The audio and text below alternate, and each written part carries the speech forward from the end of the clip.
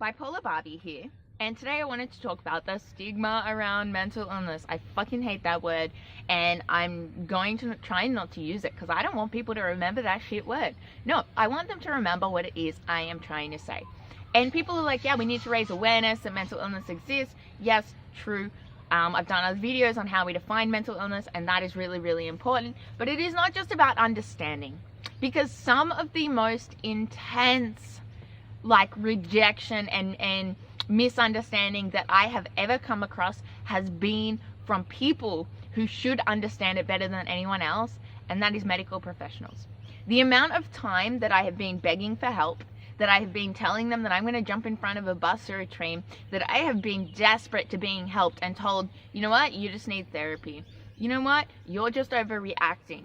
Or blatantly being told that I could not be helped, that I was out of their expertise, that, I just didn't want to get better. And, if I'm out of your expertise, I get that. There are limits to your qualifications. It's but point me in the direction of someone that can help. Don't just leave me hanging. Don't let me leave your office in complete and utter tears. Seriously, people. These people who should understand it better than anyone else often don't. And the same accusations that are thrown around by people who just completely don't understand it can be thrown around by the people that should understand it. And that is the fact of the matter, that no amount of training that you have will make you understand what it is actually like to have a mental illness. I mean, as a doctor, you can understand a broken leg. But if you have never had a broken bone, you will not know what it feels like to be in that position. You won't be able to understand it. And that's a real shame. I'm not asking you to know what that feels like, but I'm just asking you to trust me and know that it is very, very real.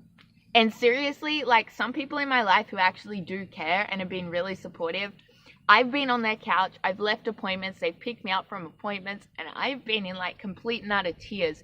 And part of me wishes I had started this blog so much earlier, when I had been in the height of my distress, because people needed to see where this struggle began and how hard it was for me to get to where I am today. Because if they understood that, then they would appreciate the point that I am now at in my life.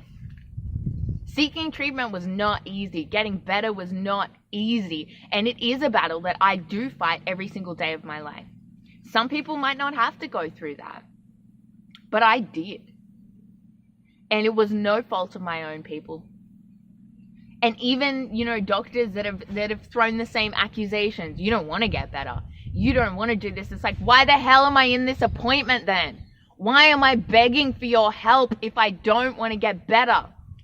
And this just misconception that people have is because you are not getting results does not mean that you are not trying, that you are not willing, that you are not doing everything that you possibly can. There were some things that were just outside of my power. And when I am trying to communicate to my doctors that my depression is treatment resistant and the meds that I'm on are not working, I would quote statistics back at them. And I'd be more than 54% of people with bipolar have treatment resistant depression. And 10% of people, a ridiculously large number, actually go through the full spectrum of treatments and do not find any relief for their depression. So when a doctor's sitting there telling me that, oh, it's not working, it should be working, and I'm on the first line of treatment, it's dude, there is a reason that there is an escalation process. Please do not tell me that I am making this up, because I'm not. So if you are being rejected by a medical professional, I get it, and it is devastating, and it is so goddamn hard. It's hard enough because it's expensive. It's hard enough because they're unavailable. The system is in shambles. It's ineffective, and it's hard. You can eventually get there with a lot of hard work. And when people say to me what made you keep going? What made you keep reaching out when you were rejected so many times? And honestly, I don't know. I had decided really early on that I could not live like this anymore, and I was determined to find another way to live. I don't think deep down I ever gave up hope that there might be help available, because it's like, in this day and age, you know what? People can't be like this. There can't be no treatment. There has to be a way that I can get my life back. There has to be a way that I can live and not be in this much pain every single day. And that is what kept me going. That is what kept making me reach out time and time again, until I eventually found an organization that helped, until I eventually found people that were not just qualified but willing and somewhat affordable, accessible to me, so that I could actually get the help that I so desperately wanted. So guys, if you can relate, give me a thumbs up. Feel free to share. Let me know what your thoughts are in the comments below. It's bullshit. The whole system is bullshit, but keep going, because eventually you will get there.